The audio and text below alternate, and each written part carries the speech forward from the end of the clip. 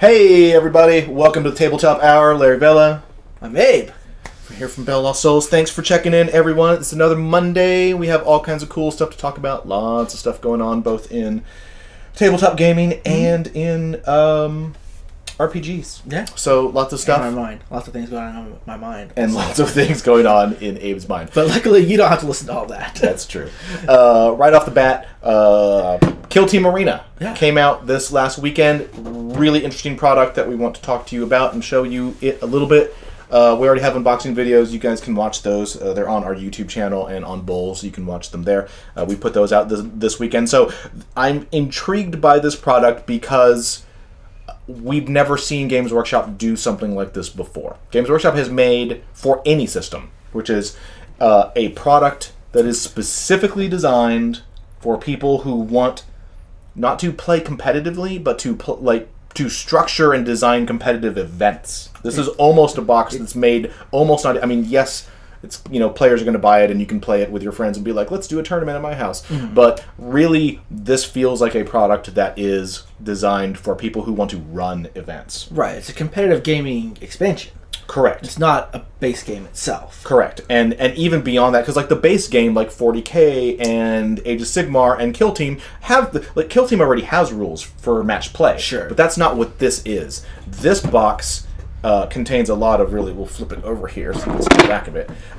It contains a little bit of terrain. The big thing it has is it has a 64-page rulebook in it, and it has 4 boards that are basically competitive boards. There's 2 of them, and they're double-sided. So what this thing does is this thing says, hey, if you want to play even beyond match play, like if you want to play, like, it's not merely match play, it's get a group of people together and figure out who's the best. Right. That's where this thing comes in, because this thing basically says the rulebook has sets of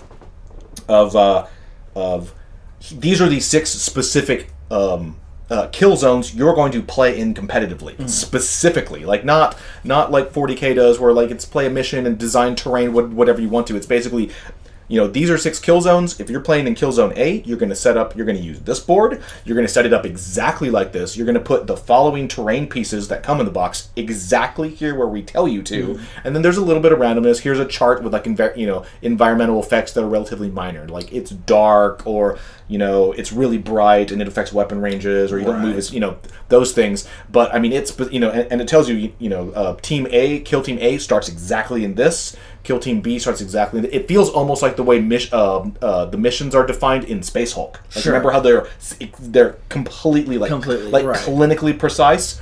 That's what this thing gives you, and it gives you 6 of them, which is enough variety to play enough rounds. Mm-hmm.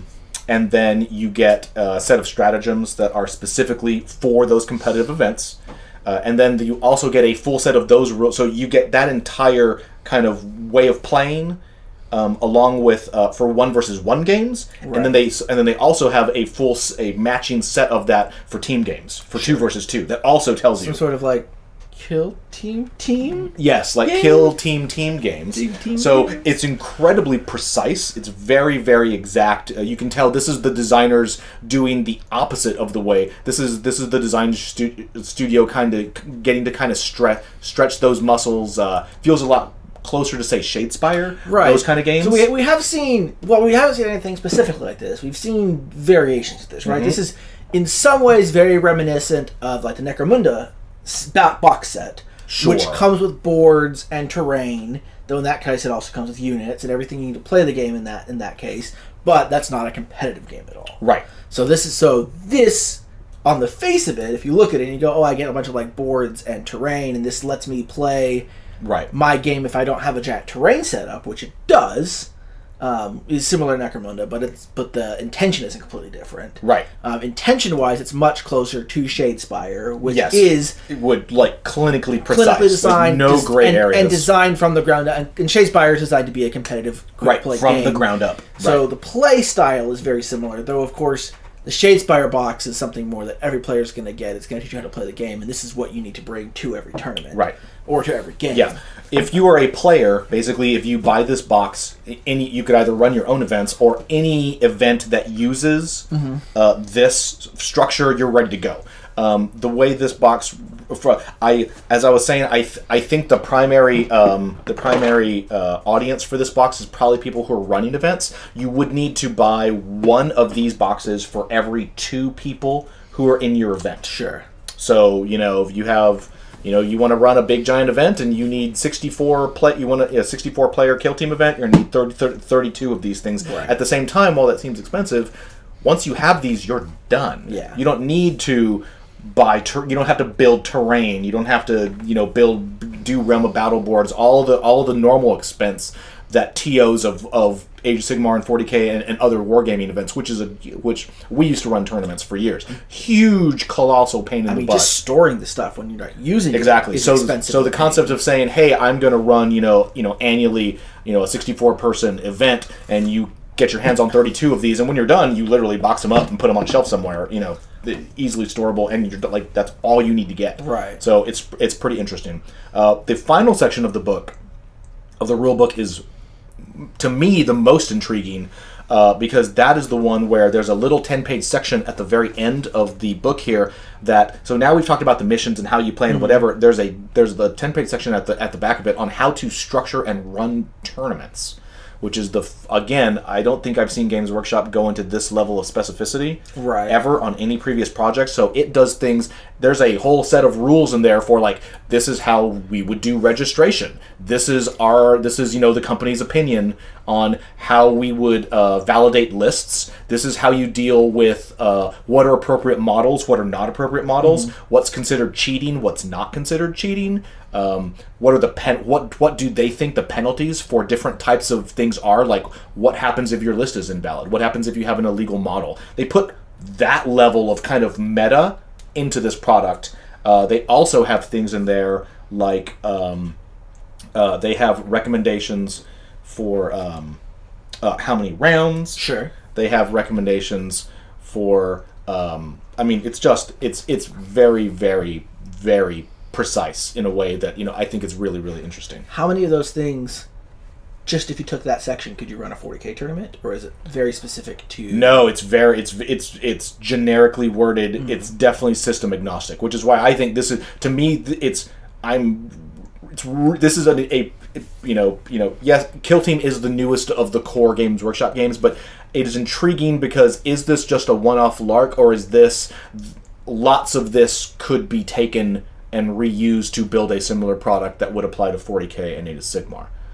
So to me, it's really interesting to see Games Workshop actually weighing in and saying, like, this, like, it has rules in here, or suggestions on what's the level of communication that is appropriate. Like, can players it has things in there like, if there's spectators can't communicate the following types of things to players, because that would be considered cheating. And players can't talk about these types of topics to spectators or to the other player. So there's the design studio is really kind of experimenting here and reaching out to kind of be like, okay, if you want us to make a set of rule, people always say, 40K and Age of Sigmar is very loosey-goosey in general by design, and so this to me feels like the design studio saying, oh, you want some really tight rules? We can do really tight rules. And I mean, I've at least said before that it would be, I think 40K Games Workshop should get more into the competitive scene and not just providing support for it, but actually running it like they used to do. Yeah. Back in the day, they had their grand tournaments and stuff. And Games Workshop currently is fairly unique in successful game companies in not having a controlled competitive scene. Correct. I cannot think of another. And I think they are the biggest, most successful company within the industry who does not run organized play. Right. Like almost everybody else, FFG runs organized play. Privateer Press runs organized play. Infinity runs organized play, and all these things are all designed, and they have apps. There is organized play for Flames of War, even. They're a little more loose, but they do that. Yep. And many smaller companies do it too, because they're small enough that the organized play. It's not difficult. Is the 3 tournaments that exactly. Right, exactly. But they do that too. So if you play like Arena Rex, they have tournaments that the designers go and run it, like Adepticon and stuff. Really, really quickly, if you guys have questions, please let us know. Yeah. We are here. We want to hear from you guys.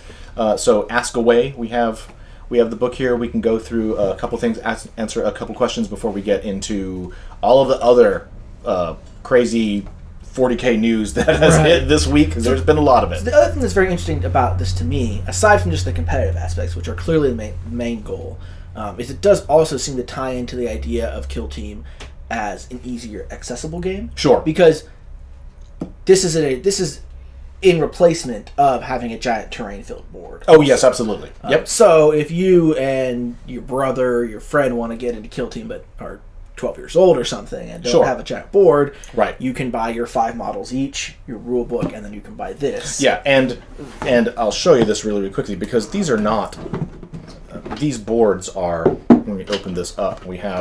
There's the two things of tournament terrain. This is also interesting because the rulebook, this isn't normal terrain like you would see in 40K or Age of Sigmar. The rules in here specifically tell you how this is to be assembled, and it's not like assemble it, however you want to creatively. They do things like, if you have an ammo crate objective, the ammo crates are like, you take 2 large and a small and you stack them and glue them together exactly like this in the configuration we show you. If you have barrels, you build the barrels exactly this way in this shape, and that is a barrel objective. So it's very, very tightly defined. Also, definitely, even if you're not playing Kill Team ammo crates and barrels are always great for like conversions and stuff. This is true. So there's definitely some cool other uses you could use this stuff for. So this, I'm just going to show you this really quickly. This is the size. That is one board. So that is how big Kill Team is to be played on competitively. Which I think is almost the same size as the Necromunda board. It seems very similar to that. It may be the exact same size. I haven't exactly measured this. It feels like it's like 24 by 18 kind of a thing. But like I said, it's double-sided, and there are 2 of them. So you get 4 different boards. So as Abe was saying, that was going to Abe's point of compared to kind of the grand games like Age of Sigmar and 40K, pretty easy, right? This Kill Team is a small number of models. It's a small number. It's not a giant amount of space. It's not enough. So it's very portable. I could definitely see not only like TOs or something using this, but game stores, especially smaller game stores that don't have as much room. Easily buying 5 of these or something. Sure, and that's enough. Running it for leagues or that, and that's a good way of getting people into the game. Right. And not every game store. Here in Austin, we've been spoiled recently with very large game stores, but not every game store easily has 5 6x4s sitting around that are always available. But with boards this small, you can really pack people in. You can pack people in. You can use smaller tables, board game nights. So this really does, I think, is kind of the final piece of taking Kill Team from to more of a board game, honestly, in a lot of ways. This is now very reminiscent of like Imperial Assault.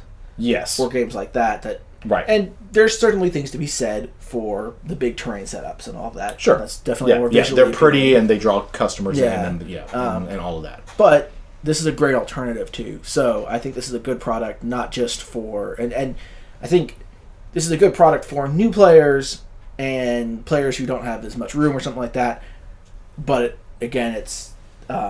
implications as far as competitive play and what the possible future of that, not just for Kill Team, but for really interesting to see if really cool. 6 months down the line, are we going to see a matching product like this designed for 40K or for Age of Sigmar? Would not be surprised. Any last questions? Or ask our producer Mars. Everyone's all quiet, you guys. All right, so I'm out of here. Adam Harry's in the house, and he and Abe are going to be talking about all of the crazy new rules. New rules. Whoa! Rules. Hello, Adam. Hey, Adam. Hello. Hello, Internet. So we got a couple things that hit over the weekend. We did. We got we did. A big dump of new Custodes rules. These are some new models and some update. These are rules for Forge World models. Some of which are newer models. Yes. Some of which are existing models. Correct. Games Workshop and Forge World over the weekend, kind of late last week, like Friday, I think, last week, they put together a PDF of Forge World stuff for the Custodes. Now, there was some confusion. I think people thought it was just for the 30K rules. Well, they set up a new website where you can find all the demos, right? Well, it's 30K, and then they put out another one for all of the 40K Adeptus Custodes, not Legio Custodes. So there are some new Legio Custodes, or now I got me saying it, Adeptus Custodes rules for 40K, And like he was saying, it's for models that are produced by Forge World. And there's points. These are beta rules. These are beta rules, but they're actually feedback. They're even not the first beta rules, though. Some of these models already had beta rules. Correct, yeah. And I don't know. I haven't gone back and looked through enough to see what's changed between those rules and these. But some of these are brand new models. Like the Birdman from Flash Gordon. From Flash Gordon. Yeah. Pretty cool stuff. And some of them, the Telemon and some of the vehicles existed before. Right. So we'll talk about that. We've also got a big Gene Stealer cult dump this weekend we'll talk about. The Venatari Custodians. Yeah. Those are the Birdmen. So let's go through the new units here real Flash quickly. Gordon, dive! So starting off at the top, we've got Contemptor Achilles Dreadnought. Achilles, Yeah, Achilles. And this is the big spear Dreadnought, right? Yes. They've had rules for him before in the beta rules, so... and he's pretty cool. There's also, let's see, they have the Contemptor Dreadnought rules. I think a lot of those had rules before anyway. So I kind of want to skip down. There's now so let's talk about a few of the cooler ones. The Terminators, the new Aquilion Custodians, which are Terminator models. Stat wise, I mean they're Custodes. They're Terminators, right? They're pretty tough. They're similar to the Alaris to that degree.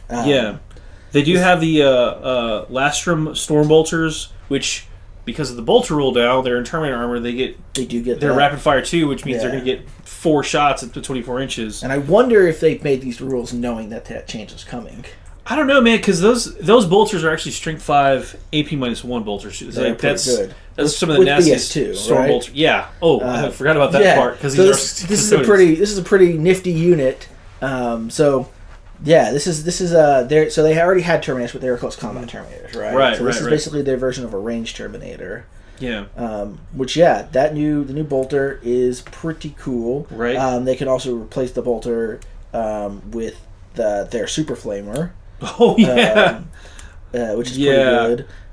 Or with because that flamer was the 12-inch flamer. Yeah. Right? It was heavy D6. 12 inches. 6. Yeah. Strength 6. So that was one of the random things you could actually deep strike and shoot with a flamer weapon and actually get a bunch of hits. So that's, and they can all deep strike, and in fact you can give the whole unit that. They've also got power fists that don't take a minus to hit. Right. They're really good. So this is it's kind of how you want Terminators to be. It's a really solid unit, really. Yeah. Yeah. They're a little pricey points-wise, but they are Terminators. Yeah. They've also got we've seen these before, but these are the Custodes that have the different spears. Yeah. So they've got the mortar wound, and they got the melt spears also. Yeah. Essentially, what I think they did with this little PDF is they've actually added units I wish they would have added in the Codex. Sure. Because it does make it feel like a more filled out, more full army. Yeah, they've got their own unique vehicles now that aren't just a Golden Land Raider. Right, exactly. And I wish these were in plastic, and I wish that they were box products, because the Custodes already feel like a very niche kind of army, because they're mostly just Custodes. Whoa! They're mostly just Custodes with gold Land Raiders, right? Mostly. But now with the jump packs, and they do have the gold cool Dreadnoughts, right? Yeah, gold Dreadnoughts. Now they do have the new jet bike, jet bikes, which is cool. And now they have the old ones too. They have the older ones. Yep. Which are okay. It's 14-inch speed. Yeah. Which is for an army that most of it moves 6 inches because they're walking. Yeah. It's got some extra speed, which is nice. I do think the one thing that they have over the regular ones is they're not necessarily as good in combat, I think. Well, they're pretty decent in combat too. The big thing is that they have the Las Pulsar, which is a much better anti-tank weapon than the Melta missiles that you get. Yes. Las Pulsars, that's the twin Las Pulsars. Yeah. 24 inches. It's heavy 2D3, which we're not a huge fan. I'm not a huge fan of the D. No, but 2D3 is much better than D6. Correct. Right? Because you're getting at least 2 hits, guaranteed. So I agree. Good snag. Strength 8, Yep. AP2, D3 damage, which is also nice. Yeah. So you have a potential of putting out quite a few. Like 18 damage per Yeah. model. Like, you probably won't, but... You won't. You won't. You probably won't. But that's I think that's a pretty decent one. And Yeah. so the big unit that everyone's talking about is the Venatari Custodians, right? These are the guys with the cool jump packs that they just introduced. Yeah. Cool. If you I don't like them personally. I think they look cool. I think they have the Custodes aesthetic mixed with some other stuff, like Flash Gordon. To me, they should be they look too much like a Blood Angel unit. They do, like actually. Blood Angels already have a bunch of golden guys. You know I play Blood Angels. I know you do, which is why you like them. Well, again, I don't necessarily dislike them as a model. I just don't think they're very Custodes. I feel that Custodes are like a heavy, grounded army, and that's why they have like these big fat jet bikes. Yes. And so like mixing that with like kind of frail looking jump packs doesn't work for me. What I thought was interesting about that, just again from a model perspective, is if you look at the legs of those models, they have like the leather pants That's why they have a 3-up armor save. Right, which is what the jet bike riders The have. jet bikes it's the have that same too, yeah. kind of leg, Which pantaloons. seems weird. So like I don't like that. I feel like they look too much like they should just be a Blood Angels unit because they're like golden guys with angel wings, which is What kind of a Blood Angel thing. I don't know. And then I don't really feel like there's a role for they're them. going to fit in perfectly when you take your 3 scout squads and 3 scout smash captains. It's true. It's true. Yeah. But so what? And then again, like I said, I just don't think that they fit in particularly well in the army because you already have jet bikes for your fast unit. Like I don't know why you also need jump packs. I could see that. That's a good point. So they don't. They still 3 attacks base. They're strength stuff is decent. 5. Yeah, and they're not going to be pushovers and shooting or I close combat. mean, having a 3-up save instead of a 2-up is pretty bad for them. It does make them a lot worse against like small arms fire. Sure. Based on your basic custodes, and because of how fast they are, they're probably going to get killed first. Yeah. They've got a decent. They can also drop in and shoot, which I do like, and I like the buckler because it does help with the AP. The buckler does help. The buckler does. It's if your AP is 1 or 0 essentially, then you just ignore the AP. Right. So it's still just 0. So it's not. AP, you have to shoot at them with AP2 weapons, and at that point they're probably going to be using their 5-up invuln anyway. Well, they're going to have a 4-up because they're all custodes, right? Because they get the +1 for having that that thing. Yeah, the Aegis. Yeah. Well, yeah, that's what I'm saying. Like, you're going to use your invuln. You're going to get down to a 4-up, though, right? Because you got the thing to do a 4-up. Yeah. You know, so, exactly. You're either going to take your 3-up save, or if you have anything that's more than -1 AP, you're taking your 4 vulnerable. I personally do like their pistols, though. The pistols are interesting, definitely. I mean, they're good. They're not a bad gun. No. 2 shots, strength 6, AP2, 2 damage. Extra shots on a modified 6 is whatever. Like, I like if it was just on 6s instead of unmodified 6s, so that if you got a +1 to hit, you could do some other janky stuff. But I don't know, they're fine. I think a few extra shots here and there is not going to be a huge difference. To Ace 1, I think they're a little bit overcosted. Yeah. Really, just because again they are competing with jet bikes, which those are pretty rad as we've seen. And I just don't think they're going to hold up. Like, they're going to get shot, and they aren't crazy in combat if they have their pistols. Like, they're okay, but... You got to remember, too, because Custodes are an elite army. They are. Right? So you're going to have small numbers, and small numbers of easier to kill guys is not good for them. It's not good, no. You want the toughest guys. Yeah. So, but they're cool, definitely. We've got a couple new grav tanks. Yeah. These are updates of their stuff. Can we talk about the thing Larry pointed out? Yeah, so there's some weird things with the grav tanks. Yeah, in the heavy support slot, there's the Caladius Grav Tank, which has, again, you guys can check this out yourself. Mm-hmm. It has a couple of different weapon options. It comes standard with twin Illustrious accelerator cannons. Yeah, that one, and then the twin Lastrum bolt cannon. Mm-hmm. What we want to talk about is the accelerator cannon versus the upgrade option, which is the twin Arachnus heavy blaze cannon. So accelerator cannon versus blaze cannon. Can I just ask Forgeworld, like, shorter names for your weapons, please? Shorter names. Twin Arachnus heavy blaze cannon. You could have just called it an Arachnus heavy cannon, or I don't know, man. A twin, even just. I don't work there, dude. Like, I don't know. Like, do I need all of your names are like 4 or 5 words? Like, that's a lot. Like, I mean, you're not wrong. I'm okay with just like a las cannon or blaze cannon. Yeah, or blaze cannon or something. We're gonna call it the blaze cannon and the accelerator cannon. The thing about the base weapon, okay, let's just read these stats off before we go to the upgrade. Sure. So blaze cannon, I think, is really good. It is... No, the accelerator cannon you think is really good. Yeah, that's the base weapon it comes with. The base weapon. I thought you said the blaze cannon. No, base weapon. The base cannon. Base, blaze, base, beige, blaze, base coat. Brocade. Oh. Yeah, the accelerator cannon is really good. What does it do? Alright, so it is a 60-inch range. 60 inches. Heavy Pretty good. 8. 8 shots, heavy. That's really great. Again, this is a tank, just to point out, this is a tank that ignores the penalty for moving and shooting heavy so you're going to move and shoot anyway. And has a 2-up ballista skill. Strength 8 also. Strength 8. Minus 3 AP and D3 damage. Pretty mean. That's pretty mean. That's pretty mean. This can fairly reasonably kill a vehicle. Yeah. Or just wreck heavy infantry. Yeah. Minus 3 AP with strength 8 with D3 shots, or D3 damage, and 8 shots. Probably hitting all of those shots. Probably. You're probably going to get a reroll to hit somehow, or plus 1. You're going to get a lot of like 7 to 8 hits pretty reliably. Yeah. At 60 inches. Yeah. With a minus 3. It sounds good, right? And you can fly, and you're a flying vehicle, so you can fall back and shoot with no penalty because you don't take a penalty from moving. Yeah, all day long. So that's pretty good. So what's the upgrade weapon? Yeah, the blaze cannon has actually 2 different firing profiles. Okay, that's a good... Sure. Multiple profiles are like the 8th edition hotness, right? Yeah, let's start with the burst option, which is like shoot a lot of shots, right? 24-inch range, okay. So less than half the range of the accelerator cannon. Yep. Not great. 12, heavy 12. All right. So 4 more shots. 4 more shots. Okay, that's good. Strength 7, so 1 less strength. Not as great. Not as great. Minus 2 AP. Okay, good for heavy infantry, light vehicles, not a problem there. 1 damage a pop. Hey, it's still 12 shots. It's still 12 shots. You're probably going to hit 11, 10 of those pretty reliably anyway. If you get a reroll in there, it's going to go up. It also, if you're resolving an attack against the vehicle... It's not for this. That's for the other one.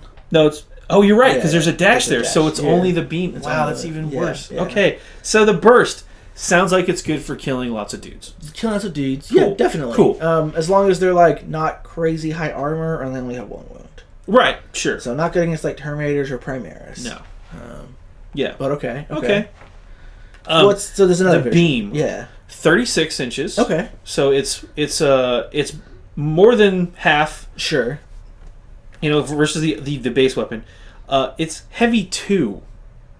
So only 2 shots with this, which is weird. I mean, I'm probably going to hit with both of them at least. You're probably going to hit with both of them, sure. But it's only 2 shots. It's strength 9. I like that. We like that. It's AP minus 4. Okay, I like it a lot, yeah. And it's 3 flat damage. Okay. And if you're shooting against a vehicle, you can reroll the wound roll, which is nice. That's really nice. Yeah. The problem is, we were doing the math on the back end here. Mm-hmm. If you look at heavy 12 at 1 damage versus heavy 2 at 3 damage, that's 6 damage versus 12 potential damage. Right. If everything hits and wounds. So it doesn't seem like you're ever going to want to shoot the beam version. No, and I think when you look at it, the beam is really reliable, right? Yeah. You are probably going to do 6 damage to a vehicle. If that vehicle does not have an invulnerable save, you're pretty close to guaranteed, especially if you have some way of rerolling 1s. You're hitting on 2s, you're rerolling, you're wounding on 3s, rerolling. They're not going to get a save. Sure. You're probably going to do 6 damage. That won't kill like any real vehicle in the game. No, you might wound it, you may drop it a whole damage tier. But this is a 200 plus point model. Right. That it's going to take 2 or 3 turns to kill a vehicle. Yeah. Or you go with the other option, which is the other gun, the accelerator cannon, and you get your 8 shots with D3 damage. I don't know. That has a decent. That's probably going to have a higher damage output. Yeah, if you just do the max damage there, that's 24 potential damage. Right. Even versus the burst, which is only a 12 potential damage, versus the beam, which is only 6 potential damage. We were talking about this morning. We really feel like here at Bowls, we're like, I think that's a misprint. I think that's supposed to be heavy 4 or something, or something. Or it's supposed to be heavy 6. I mean, this cannon I think heavy 4 would have made sense because then 4 shots, 3 damage apiece is 12 damage. Right. Or the burst option, 12 shots, 1 damage apiece is still 12 damage. And so you still get the same ratio. And the blaze cannon is 10 points more, right? Yeah, that's the other thing. It's more expensive. And I don't see that there's any reason, given that the other gun has better range, is only time is really going to be worse than the burst cannon is tough 8 or higher. Well, even then, you're getting so many more shots. It's probably better. The only time it's ever really worse is against 1 wound light infantry, right? Yeah, like it's worse against guard or orcs. or but it's still 8 dead guards. It's still 8 dead, but also like the Custodes army does not have a problem killing guard orcs. Like that's what all of the basic infantry with their 1 million bolter shots and 15 attacks in combat is for. Yeah. Like, the army has a problem killing vehicles. Yeah, and you need heavier things. You need something to especially at range. And given that it has a 60-inch range on the other cannon, this is a flying vehicle with a 14-inch move, right? Yeah. A 16-inch range means, barring some crazy line of sight, it's going to hit anything it wants on the table any turn. Pretty much. It can get where it needs to go. It's going to fire at full effect. It's impossible. It's basically impossible for you not to be in range of this unless you're playing on like a city fight board. Right. Or kill team. You can be out of line of sight, but there's no way you're out of range of this cannon. Right. So... It's got some, as a vehicle on itself, it's got some other cool stuff. Again, Abe mentioned... it's a hover tank. It's got fly. It's actually hard to charge, just like the repulsor. Yep. It's got the flare shielding, so it does have a 5 invuln, which is nice. Which is great. This is a really tough... it's a 14 wound tank with a 3-up save and a 5-up vulnerable. It's no joke. It's no joke. It's Lastrum bolt cannon. It's little secondary weapon. Yeah. It's heavy 6, 36-inch range, strength 6, minus 2 AP. So, again, it's already got a decent weapon for killing out some chaff. That's 14. If you were just shooting at infantry, right, between the accelerated cannon and the bolt cannon, you're going to put out enough shots to kill a squad. Yeah, you'll probably kill a 10-man squad. No problem. So I don't see. So that's just a weird one to me. Yeah. If you're looking for bolter for stuff. We've got the Telemon Heavy Dreadnought. Yeah. And again, this is a weird one too because it has a storm cannon.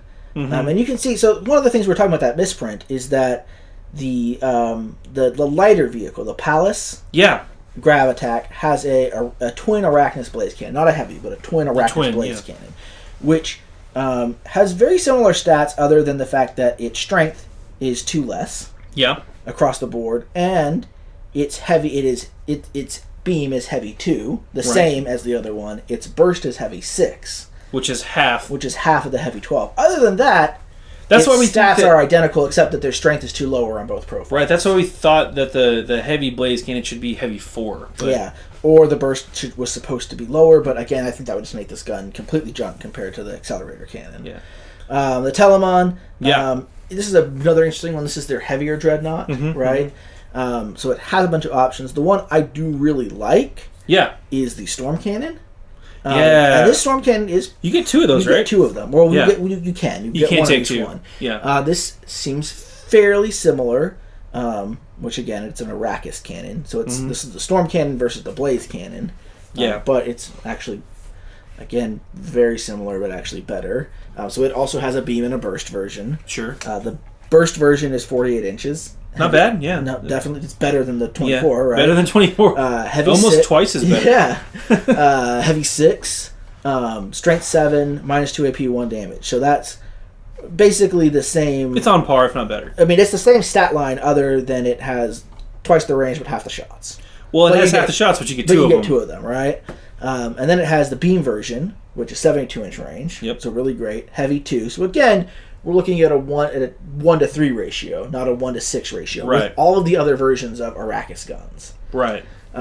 Heavy 6, strength 9, minus 4, 3 damage, reroll things against tanks. Yeah, it's just a weird... But again, comparing these two, the Caladius gets 2 shots, the Telemon gets 4 shots. 4 total, because you have 2 guns. Yep. Base, you can change it out. And that's really the big thing here, is that the Telemon is slower and can't move and fire without taking a -1. Sure. But if it stands still, especially if it has a +1 to reroll 1s to hit, it's pretty reliably can kill a tank a turn. Yeah, that's another big... Because you're probably going to hit with 9, 4... AC -4, 3 damage, and if you're shooting vehicles, you're rerolling to wound as well. Yep. So it's pumping out the jams. Yeah. And they're reliable. They're very reliable at that point. And I don't know why you would not... If you look... this is a better anti-tank vehicle than anything else. So that's a pretty cool... And, can we move on, though? I want to talk about the twin plasma projector, the flamer weapon. Sure. So they do also have another cool... You can also do kind of your close range... Close combat version. So what do they got here? So it's the twin plasma projector. You can actually end up swapping out both arm cannons for like the close combat version, and you'll end up with 2 of the plasma projectors and 2 of the close combat weapons, essentially. Right. And those weapons, it's 8-inch range, just like a regular flamer. It's heavy 2d3, though, at strength 6, AP -2. and of course 1 damage, auto hitting. Of course, they're flamers. But you end up with 2 of those. You actually end up doing 4 D3 shots. Yep. Which is that's no joke. It's strength 6. Hitting? No. Auto hitting, yeah, and you're going to be charging. This is Right. a close range weapon anyway, which again ties into the close combat weapon, which is essentially a power fist with times 2 damage. So in close combat, times 2 strength. Times 2 strength. Excuse Yeah. me. So your strength 8 times 2 is 16. Yep. Minus 3 AP. Yep. And it's 4 damage a pop. Yep. And if you take 2 of those, you get an extra attack as well. So you'll be doing 5 attacks. 4 damage is pretty, and no minus to hit. Yeah, and you're in close combat. So I will say, I think one of the things that would make dreadnoughts in general viable, because I don't think dreadnoughts are a viable option 90% of the time. Yeah. I think dreadnoughts need almost across the board need a scythe attack or something, right? Though some hits multiple. Right. They need this is a don't double their strength attack or something. I can see that. But do 3 times the attack. Because the problem that almost all dreadnoughts have into is, as an individual unit, they're not cheap, right? I mean, you can take a super cheap version, sure, but they're generally about the cost of a unit of infantry. Right. But once they start getting stuck in, they mostly have 3 or 4 attacks. Yeah, And even with this one, with 5 attacks, if you get swamped by 20 Hormagaunts, yeah, they might not kill you, but you're pretty much out of the game. You get out of the game, yeah, exactly. I mean, and this one is the best dreadnought basically, in that it hits on 2s and does 4 damage and stuff. But a lot of dreadnoughts hit on 3s, so you're realistically looking at I'm going to squash 2 guys a turn. Yeah, kind of I think some type of multiple hit attack would be Yeah. good. I also think that because they're dreadnoughts, they should be able to move and fire heavy weapons. Sure, all walkers should definitely. All walkers. Yeah, or old walkers. Yeah. I agree. That's definitely a weird thing that was the hallmark of walkers up until this edition, right? Right. Why can't we move and fire? Because you are a stable. You should be a stable firing platform, whatever you want to call it. Because you're a freaking walking tank. I mean, that was the whole point of them. In Yeah. the game for 7 editions almost was that they could move. That they were the vehicle that could move and fire better. Yeah. So yeah, I wish they had that, but I do really think that the problem that almost all the dreadnoughts run into is there's no way to get enough attacks out of them, and they get swarmed by basically. What about a Crimson Fist dreadnought?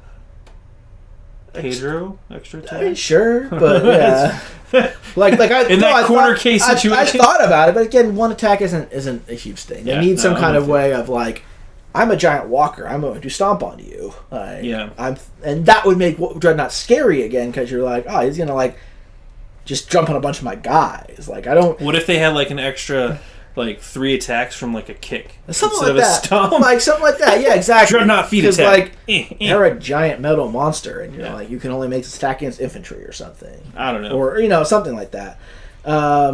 You've also got the new Sagittarium Custodes. This is another range. So they've got a bunch of other. Yeah, those are the Devastators, right? No, those are. They also have the. I don't think those are the ones. Those are. No, it was those guys. Oh yeah. So these guys are essentially the Devastator version. Devastator ones. Custodes. I don't think they have enough shots. They're range shooting, but they've either got Assault 3. Well, read the gun. That's the Astratus Bolt Cavalier. Yeah, Bolt. Adrastus? Yeah.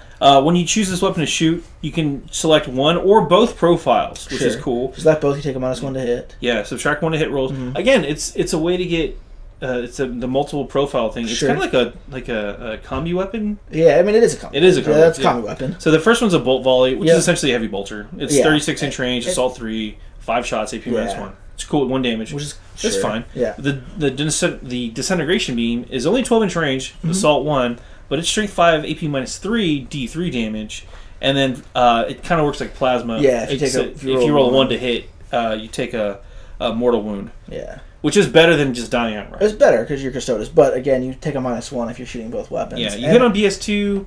It's fine, but yeah, for how much? Because you don't get any close combo weapon with this, right? You can buy a Misericordia, but then you're so bad in combat compared to all the other ones, and these guys aren't really that much better for a heavy spot that you're gonna have to spend on these guys to just have them sit at points and sit around at 36 inches. I mean, it is assault, so you could move and fire. You could move and fire, but I mean, yeah, it's still really just for clearing out infantry and like, which is not a problem this army has. Right, not a problem an army that has. Yeah.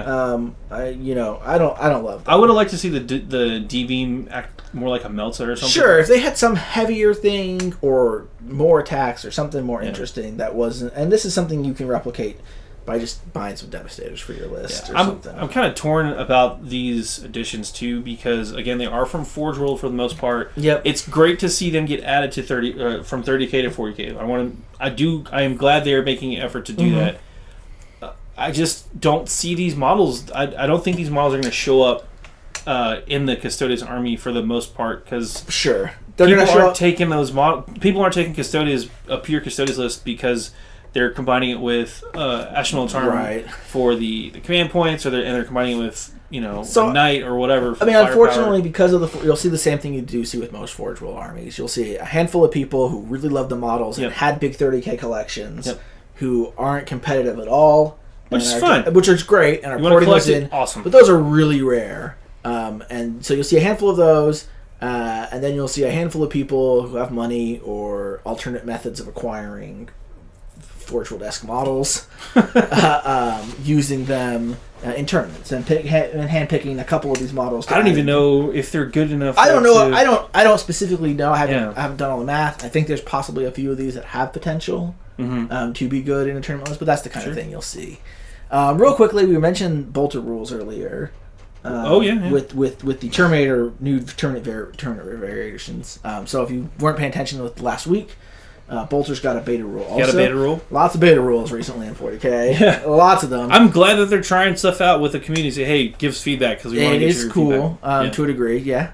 But so a new beta rule basically is if you do not move and have a Bolter weapon, if you are an Adeptus or Heretic Astartes, right, and you have a rapid fire weapon, that is a Bolter, you get these additional rules. Normally, if you are half range, you get to double your shots, which is standard. Which is still. If you don't move, you can now double your shots. Yep. This is not there's no quadrupling here. Yeah, if any of these three things apply, then you get to double your shots. Yep.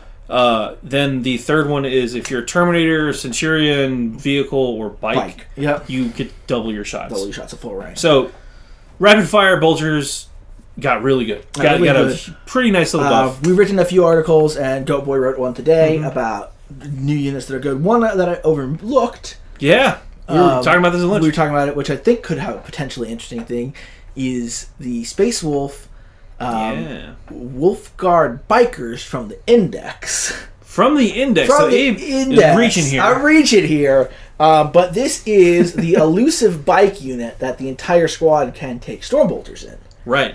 So does that replace the Bolters on the bike? Not on the bike, on their hands. Exactly. I just wanted to throw so that they there. get a Twin Bolter and a Storm Bolter now. And the Storm Bolters remind me are rapid fire 2. In fact, they have the identical profile now as the Twin Bolter. Yeah. So this is a unit now that has 8 shots a model per dude, out to 24 inches. All the time. Yep. Moving, standing still, and it is a fast unit because they're bikers. On top of that, because of the Wolf Guard rules, they can also all take Storm Shields for 2 points a model now.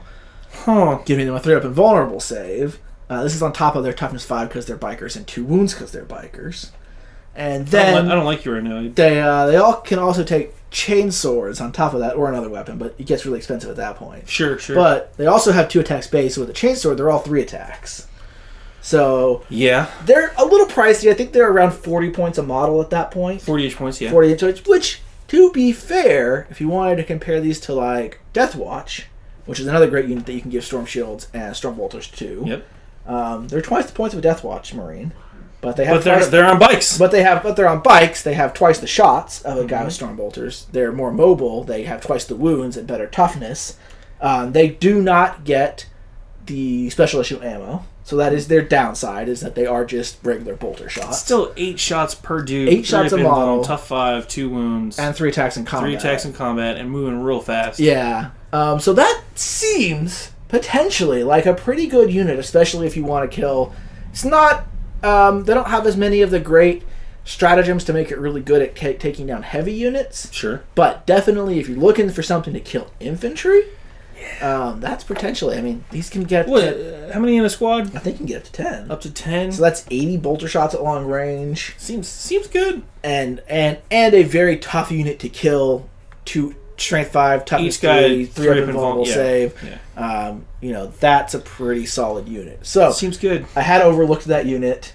They're also the regular Wolf Guard on foot from the regular Codex. In fact, they can also all take Storm Bolters and Storm Shields. Right, but they don't get the bike. They're not quite as good, and I don't see any particular reason to do that combo over Death Watch or Stern Guard Veterans or something like that. From another, if you're pulling things in, but just because the special issue ammo kind of makes specialist ammo, they're roughly the same points, or they're really. I think they are either the same points or like a point more than a Death Watch veteran, and they don't have specialist ammo, and they don't have as good stratagems. Yeah, and they can't take as many mixed things in it. And other than that, they're pretty much exactly the same stat wise. Yeah, so they're all Marines. Yeah, they're all veteran Marines, so they all have 2 attacks. But there's no reason to me to do that. But the bikers, bikers seem good. That seems like a unit that might have potential to look at if you with just want to. Yeah. Again, there's been a lot of ripples with that bolter change. I don't know. I think there's a lot of unforeseen stuff too that we haven't even scratched the surface of, but. They're out there. There's lots of cool stuff. The last thing we wanted to talk about real quick. Some of the new Gene Stealer stuff. So we have a better idea now, based on they're putting out all what the new, at least some synopsis of what the new characters do. If not, not specific rules. They didn't go through the exact rules of what each one does. But on the Warhammer community site, they did mention a few cool things. They showed off now the proper names for a lot of stuff, which we appreciate. Like the Locust is the guy who's got the weird Gene Stealer cult banner. He's got 2 swords. It looks like he's holding like another staff or sword. I really hope Apparently they're not. He's like some bodyguard. I hope they're not actually swords. I hope they're just like the things that you used to guide airplanes in. Glow sticks. He's like, shh, everyone attack over there. Right. Everyone attack over there. He distracts your attacks. Woo! Yeah. Land your Thunderhawk here. Everyone capture the Thunderhawk. But he sounds like he's some kind of bodyguard that can intervene in an attack and cause some serious damage. There's the new Magus model, which we've seen as well, which is the first time we're actually going to see a Magus that is sold individually, as opposed to in a box set. And it is an amazing model. It's really cool. I like the dagger. I like the daggers on all these guys, actually. Yep. It's kind of Skavenish, wouldn't you say? Yeah, actually, Abe... Did you write that up? I did write that up, Yeah, Gene Stealer... Abe's theory is that the Gene Stealer Carl are actually the Skaven in 40k, and it makes sense. They're the closest equivalent. Yeah, and they share a lot of traits. There's the Clamavus, which is the big guy with a speaker that he walks around. He reminds me of the Guild Navigators from Dune. He's got the... Yeah. He's got the big... Get that Betty Jesuit witch out of... those guys. Yeah. He looks cool. He also messes with the enemy's battle plans. Does. I would say a lot of the Gene Stealer stuff reminds me kind of Dune-ish stuff. I mean... They're kind of the wearing spice must flow, bro. Well, they're kind of that, and they're kind of wearing like still suits almost, right? Like their suits look very similar. Still suits is the right term, right? Yeah. We just need Patrick Stewart up in here. Is that not Patrick Stewart? That's the Sanctus, and he's like the assassin dude. He's like the assassin dude. And then the Nexos, which is the guy that's planning the attack on Warhammer World. Yep. He's really cool. So it seems, from what we can tell, that this is going to be a very similar, I would say, almost to Death Guard, or design-wise to Death Guard, and that's just a very like minor character-dependent army. A lot of overlapping auras. Lots of auras and stuff like that. Yeah. But also, as part of the Kill Team stuff, they put out some teasers for the 40k rules. The Gunslinger's awesome. The Gunslinger, this guy... up to 12 shots. Yeah, so he has 3 pistols, so they can fire in combat, too. Yeah. Each of his pistols are 2 shots. Yep. He's ballistic skill 2. Yep. Each of his pistols is, like, strength 6? I know that they do 2 damage, AP -1. Yeah. But for each hit, he has a special rule. For each hit, he can shoot it again. And again, he's hitting on 2s. He can target characters. Yep. He's only got 12-inch range, so he was, probably going to be able to position to hit characters anyway. He's not sniping them from far away. But he can get these. He's gonna bust some caps. Yeah, and then if he like kills a unit, all Gene If he kills a model, all Gene Stealers nearby get inspired by him, and get like reroll ones to hit or something. So pretty cool. Depending on his points, I can't see a reason why I wouldn't run 3 of these and just be like, yeah, I've got. 36. You could call it the Trigun. Yeah. Maybe like the Stampede. Well, it makes sense because there's 3 arms and 3, so they'd be like the arms of the Colt, right? I mean, bam. Just thinking out loud. Got it right there. There you go. Yeah, it's a cool thing. We're looking forward to the Gene Stealer Codex. So I'm out for now, but we have another appearance. A while JR has appeared, and he's got some D&D news. Go JR, go! Hey! Let me grab this book. Get out of here, Gene Stealer cults. This was Custodes. Get out of here, Heretic. Adeptus Custodes. No, heretic. Or were they? Heretic. Or were they? That sounds like heresy to me. What isn't heresy these days? I mean, I'm excited for the Gene Stealer cults, and I don't even play them. Right? That sounds like a Gene Stealer cult player. So definitely not one. But we're here today to talk about some D&D news now. All right. So there's a whole lot going on. Let's see. First things first, we'll start with the most recent thing and work our way backwards. The Mountain Goats, which are a great band. If you've never heard of them, you should have, and you should be listening to them. They have like the Laurel song, and then there's another song, Yanni song or something, right? Isn't that the Mountain Goats? Nope, but we'll go with it anyway. They have announced a D&D inspired album, and in fact just did a live stream concert at D&D headquarters in Seattle. It's the 1980s again? Right? And so that is happening and will be coming out April 26th. That's like the freshest new announcement. Right. We have a post about that coming up on our site later tonight, where you can even catch a rebroadcast of the concert. It was pretty cool. What a time to be alive. But also... Did they say Elminster or did they say Drizzt? I can't tell which one. I can't either. Right. In truth be told, they all sort of blend together. In the Forgotten Realms. But I've forgotten that. The album itself is called In League with Dragons, okay. Which sounds like what you'd want to be if you were going to be releasing an album about them. It's true. I would hate to release an album about them and have them be against you. Most people can only imagine them. Haha. Enough music jokes. The other news that we have for D&D right now... I feel like that joke fell flat. It might have. The other news that we have right now is we have a couple of glimpses at what's coming up. So the big thing we know about that's coming next is the Dungeons and Dragons Under the Sea, at Sea. Dungeons and Dragons, this book is full of seamen. Yes. Inject your game with a large load of that. It is an aquatic-themed D&D adventure with boats and fun for all ages. Finally a chance to use all the aquatic monsters. We have a look at some of the maps that might be in the book. There's a map called the Tower of Storms, which is like it's an islet that's connected to the mainland via an isthmus. And it's in a bay. So there's just like a lot of stuff. Yeah. I mean, on the one hand, I'm very excited for this book. Mm-hmm. On the other hand, I'm very disappointed in it already. Yeah. Because I do not think it is going to have a subclass of bards based around sea shanties. I know. Which is the biggest mistake that anyone has ever made. Truly. Like you should have the sea bard. Yes. And he's all about, the oar master, or whatever you want to call him. Yeah, from the College of Sales or something. Yeah. There it is, from the College of Sales. It's not too late. It's not too late. That one's free, guys. It's all about drubbing to fill up your rowers and sea shanties and stuff. Exactly.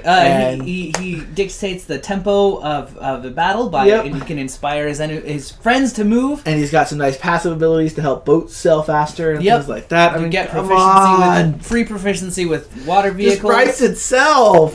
Your inspiration dice is a sea shanty dice. Yeah. Anyway. Come on, please. Someone make this class. But then, in addition to this, we have what might be one of my favorite dungeon maps that I've seen in a while. So,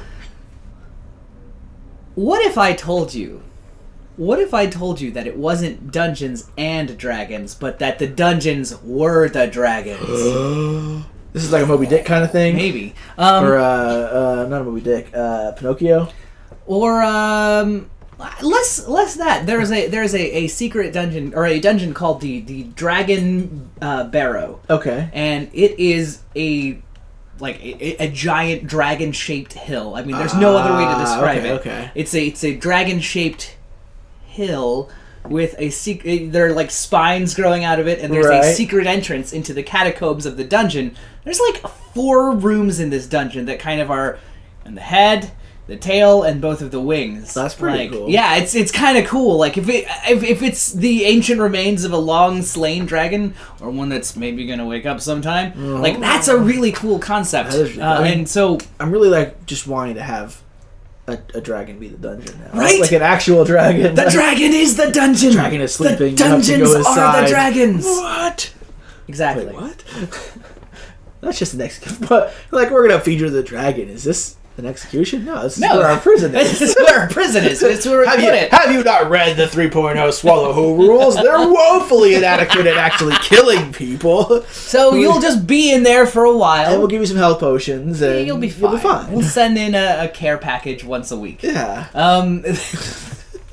The other thing that we have is they're reworking the vehicle rules so that you can make some better, fancier, funkier ships. Will they have facings now? I don't know. Will my walkers be able to move and not take a -1 to hit? No. Dang it. Yeah.